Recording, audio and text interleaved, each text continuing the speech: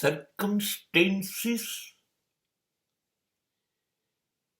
can never force me to change myself. હું એવો તો કેવો નબળો માણસ છું કે સંજોગો મુજબ હું વર્તન કરવા માંડું, વ્યવહાર કરવા માંડું.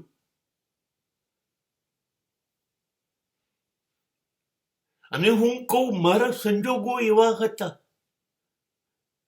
એટલે હું આવું બોલ્યો, એટલે મેં આમ કર્યું. આટલો બધો નબળો માણસ હું, સંજોગોથી હારી ચૂકેલો. ખરેખર તો વાસ્તવિકતામાં મને ખબર પડી ગઈ હું જ નબળો છું, હું જ લડવાની તાકાત ગુમાવી ચૂક્યો છું. અને હવે દોષ દઉં છું સંજોગોને કે હું આમ છું એટલે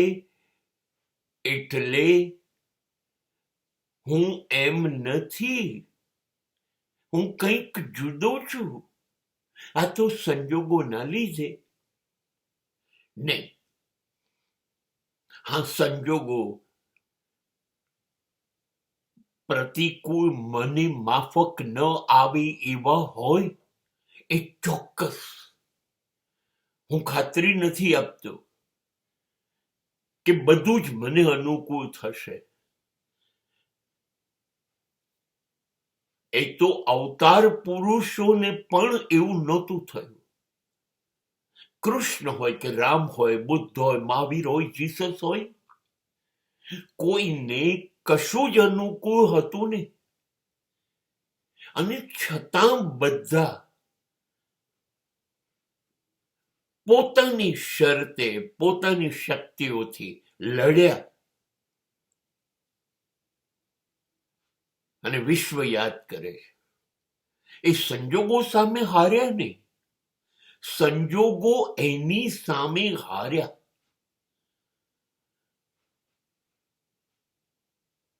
સંજોગો મને હરાવી જાય એટલો કમજોર હું નહીં બનું. હું સંજોગોને બદલવાનો પૂરો પ્રયત્ન કરીશ. સ્થિતિ પ્રમાણે જે મારી ઘટનાઓ મારા જીવનમાં બની શકે. પણ હું હાથ જોડીને, માથું ઝુકાવીને, ચહેરો ઉદાસ કરીને, રડીને, આજીજી કરીને લોકો પાસે ઉભે રહું કે હું આવો છું કેમ કે મારા સંજોગો, મારી સ્થિતિ એને કારણે હું. ના, મને એ પાક્કી ખબર છે સંજોગો મારા અનુકૂળ નહીં હોય, પણ હું એને અનુકૂળ કરવાનો પ્રયત્ન કરીશ. હું સંજોગોથી હારીશ નહીં. સાચું કહું, દિલમાંથી અવાજ તો એ ઉઠે છે, સંજોગો મારાથી હારશે.